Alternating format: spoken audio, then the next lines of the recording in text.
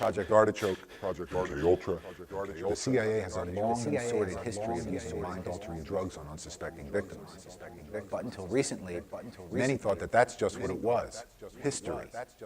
Yet new reports from more than 24 Guantanamo detainees indicate that forced drugging may be routine practice once again.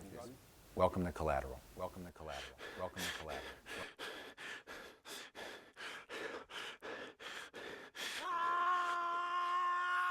Earlier this month, a 2003 Justice Department memo was released which explicitly permits the use of drugs on detainees and prisoners. Its author is John Yoo, who works in the Bush administration's Office of Legal Counsel and who is considered the architect of the administration's torture justification. In the memo, Yoo argues that the forced use of drugs on inmates is permissible so long as no profound or permanent psychological damage occurs.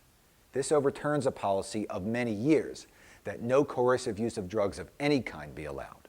Adel al-Nusayri, a detainee who is now free, alleges that he was repeatedly drugged and exposed to extremes of hot and cold temperatures over a period of 6 months, supposedly to extract information that he had about Al-Qaeda. On one last occasion, after being drugged, severely deprived of sleep, and exposed to extreme cold, he signed a confession that he knew to be false just to avoid the distress. Then, 3 years later, despite his supposed confession, he was released without explanation.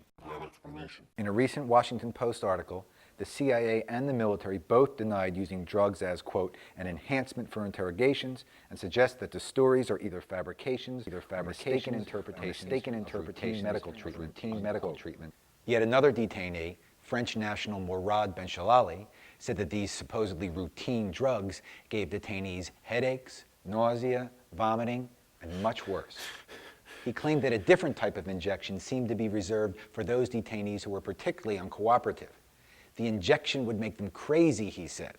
They would have a crisis or dementia, yelling, no longer sleeping, soiling themselves. People hear that drugs are being used and think they're used only to extract confessions. That would be problematic enough, but the truth is the drugs are more about asserting total control. The message to the detainees is crystal clear.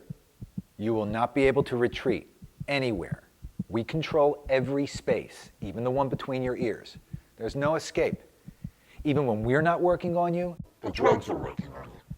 That sick mentality fits perfectly with a regime of extreme temperatures, waterboarding, isolation, sleep deprivation, random punishment, and even attempted control of bodily functions.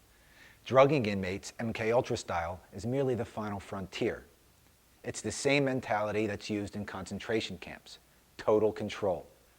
To quote the late Susan Sontag, what have we done?